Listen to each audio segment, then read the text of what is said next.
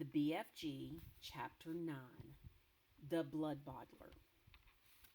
Suddenly, a tremendous thumping noise came from outside the cave entrance, with a voice like thunder shouted, "Runt! Is you there, Runt? I is hearing you jabbling. Who is you jabbling to, Runt?" "Look out!" cried the BFG. "It is the Blood Bottler." But before he had finished speaking, the stone was rolled aside, and a 50-foot giant, more than twice as tall and wide as the BFG, came striding into the cave. He was naked except for a dirty little piece of cloth around his bottom. Sophie was on the tabletop. The enormous, partly eaten snozzcumber was lying near her. She ducked behind it. The creature came clumping into the cave and stood towering over the BFG. "Who was you jabbling to in here just now?" he boomed. "I is jabbling to myself," the BFG answered. "Piffle fizz!" shouted the blood bottler. "Bug swallop!" he boomed. "You is talking to a human being. That's what I is thinking." "No, no!" cried the BFG. "Yes, yes!" boomed the blood bottler. "I is guessing you has stitched away a human being and brought it back to your bunghole as a pet. So now I is winkling it out and guzzling it as extra snacks before my supper." Here's a picture of the blood bottler. Woo! My, oh my, isn't he an ugly one? The poor BFG was very nervous. "There's no one here," he stammered. "Why don't you leave me alone?" The blood bottler pointed a finger as large as a tree trunk at the BFG. "Runty little scumscrewer," he shouted. "Piffling little swish fiddler, squimpy little bottlewort, prunty little pog swizzler. I is now going to search the primroses." He grabbed the BFG by the arm. "And you is going to help me do it. Us together is going to winkle out this tasteful little human being," he shouted. The BFG had intended to whisk Sophie off the table and as soon as he got the chance and hide her behind his back. But now there was no hope of doing this. Sophie peered around the chewed-off end of the enormous snozzcumber, watching the two giants as they moved away down the cave. The blood bottler was a gruesome sight. His skin was reddish-brown. There was black hair sprouting on his chest and arms and on his stomach. The hair on his head was long and dark and tangled. His foul face was round and squashy-looking. The eyes were tiny black holes. The nose was small and flat. But the mouth was huge. It spread right across the face, almost ear to ear. And it had lips that were like two gigantic purple frankfurters lying one on top of the other. Craggy yellow teeth stuck out between the two purple frankfurter lips, and rivers of spit ran down over the chin. There's that picture of him again. Ugh. It was not in the least difficult to believe that this ghastly brute ate men, women, and children every night. The blood bottler was still holding the BFG by the arm, was examining the rows and rows of bottles. "You and your pibbling bottles," he shouted. "What is you putting in them?" "Nothing that would interest you," the BFG answered. "You is only interested in guzzling human beings." "And you as dotty as a dog swoggler," cried the blood bottler. Soon the blood bottler would be coming back, Sophie told herself, and he was bound to search the tabletop. But she couldn't possibly jump off the table. It was 12 feet high. She'd break a leg. The snozzcumber, although it was as thick as a perambulator, was not going to hide her if the blood bottler picked it up. She examined the chewed-off end. It had large seeds in the middle, each one about as big as a melon. They were embedded in soft, slimy stuff. Taking care to stay out of sight, Sophie reached forward and scooped away half a dozen of these seeds. This left a hole in the middle of the snozzcumber large enough for her to crouch in so long as she rolled herself up into a ball. She crawled into it. It was a wet and slimy hiding place. But what did that matter if it was going to save her from being eaten?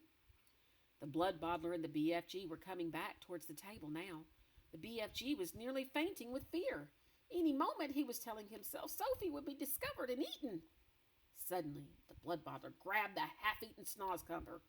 The BFG stared at the bare table. "Sophie, where is you?" he thought desperately. You cannot possibly be jumping off that high table. So where is you hiding, Sophie? So this is the filthing, rotsome glubbage you is eating, boomed the blood bottler, holding up the partly eaten snozcumber. You must be cockles to be guzzling such rub squash. For a moment, the blood bottler seemed to have forgotten about his search for Sophie. The BFG decided to lead him further off the track. That is the scrumdiddlyumptious snozcumber, he said. I is guzzing it gleefully every night and day. Is you never trying a snozcumber, blood bottler? Human beings is juicier, the blood bottler said. You is talking rummy tot, the BFG said, growing braver by the second. He was thinking that if only he could get the blood bottler to take one bite of the repulsive vegetable, the sheer foulness of its flavor would send him bellowing out of the cave. I is happy to let you sample it, the BFG went on. But please, when you see how truly glumptious it is, do not be guzzling the whole thing. Leave me a little snitchet for my supper. The blood bottler stared suspiciously with small, piggy eyes at the snozcumber. Sophie, crouching inside the chewed-off end, began to tremble all over. You is not switch fiddling me, is you? Said the blood bottler. Never! Cried the BFG passionately. Take a bite, and I am positive you will be shouting, oh, how scrumdiddlyumptious this wonder veg is. The BFG could see the greedy blood bottler's mouth beginning to water more than ever at the prospect of extra food. Vegetables is very good for you, he went on. It is not healthsome always to be eating meaty things. Just this once, the blood bottler said, I is going to taste these rotsome eats of yours. But I is warning you that if it is filthsome, I is smashing it over your sludgy little head. He picked up the snozcumber. He began raising it up on its long journey to his mouth, some 50 feet up in the air. Sophie wanted to scream, don't! But that would have been an even more certain death. Crouching among the slimy seeds, she felt herself being lifted up and up and up. Suddenly, there was a crunch as the blood bottler bit a huge hunk off the end. Sophie saw his yellow teeth clamping together a few inches from her head. Then there was utter darkness. She was in his mouth. She caught a whiff of his evil-smelling breath. It stank of bad meat. She waited for the teeth to go crunch once more. She prayed that she would be killed quickly. "Bleh!" roared the blood bottler. "Bleh! Oh! Ugh!" And then he spat. All of the great lumps of snozcumber that were in his mouth, as well as Sophie herself, went shooting out across the cave. If Sophie had struck the stony wall of the cave, she would most certainly have been killed. Instead, she hit the soft folds of the BFG's black cloak hanging against the wall. She dropped to the ground half-stunned. She crawled under the hem of the cloak, and there she crouched. "You little swine bugler!" roared the blood bottler. "You little pig swiller!" He rushed at the BFG and smashed what was left of the snozcumber over his head. Fragments of the filthy vegetable splashed all over the cave. "You is not loving it?" the BFG asked innocently, rubbing his head. "Loving it?" yelled the blood bottler. "That is the most disgusterous taste that is ever touching my teeth. You must be buggles to be swalloping slutch like that. Every night you could be galloping off, happy as a hamburger and gobbling juicy human beings." "Eating human beings is wrong and evil," the BFG said. "It is guzzly and glumptious," shouted the blood bottler. "And tonight I is galloping off to Chile to swabble a few human chili beans. Is you wishing to know why I is choosing Chile?" "I is not wishing to know anything," the BFG said, very dignified. "I is choosing Chile," the blood bottler said, "because I is fed up with the taste of Eskimos. It is important I has plenty of cold eats in this scuddling hot weather, and the next coldest thing to an Eskimo is a chili bean. Human beings from Chile is very chilly." "Horrible," the BFG said. "You ought to be ashamed." "Other giants is all saying they is wanting to gallop off to England tonight to guzzle school chidlers," the blood bottler said. I is very fond indeed of English school chidlers. They has a nice inky booky flavor. Perhaps I will change my mind and go to England with them.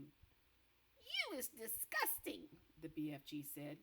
And you is an insult to the giant peoples, shouted the blood bottler. You is not fit to be a giant. You is a squinky little squiddler. You is a pibbling little pitsqueak. You is a cream puff nut. With that, the horrible blood-bottling giant strode out of the cave. The BFG ran to the cave entrance and quickly rolled the stone back into place. Sophie, he whispered. Sophie, where is you, Sophie? Sophie emerged from under the hem of the black cloak. I'm here, she said. The BFG picked her up and held her tenderly in the palm of his hand. Oh, I is so happy to be finding you all in one lump, he said. I was in his mouth, Sophie said. You was what? Cried the BFG. Sophie told him what had happened. And there I was telling him to eat the filthsome sniescumber, and you was all the time inside it, the BFG cried. Not much fun, Sophie said. Just look at you, you poor little chidler, cried the BFG. You was all covered in sniescumber and giant spit. He set about clearing her up as best he could. I is hating those other giants more than ever now, he said. You know what I would like? What? Sophie said. I should like to find a way of disappearing them, every single one. I'd be glad to help you, Sophie said. Let me see if I can't think up a way of doing it. That's the end of chapter 9. Let's take a look at our quick thought. Our quick thought question is, how could Sophie and the BFG make the other giants disappear? What could they do to make them disappear? Could they just snap their fingers? What could they do to make the other giants disappear? Let's take a look at 2 vocabulary words we have for this chapter. The first word is the word hem. Hem. I'm sure you've heard of that word. It's not him like a boy. Have you seen him? This is hem. Take a close look at that vowel sound. Eh, eh, eh, eh, hem. Do you know what a hem is? You have it on all your clothes. A hem is the edge of clothing that has been turned under and sewn. I have a hem right here in my shirt. It's been turned under and sewn. Hem. The other word is the word fond. Fond. If I say that I am fond of coffee, those of you who know me would be able to determine what fond means. Fond. Some of us are very fond of candy. Fond. To like or have affection for something. I really like coffee.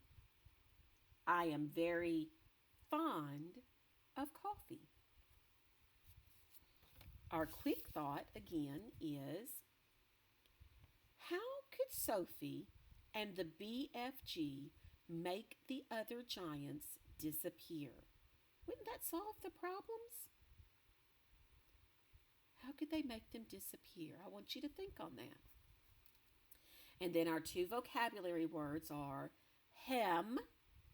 See if you can find the hems on your clothes. And fond. What is something you are very fond of? Is it a person? Is it an animal?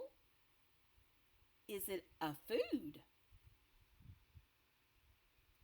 I'll be back tomorrow with Chapter 10.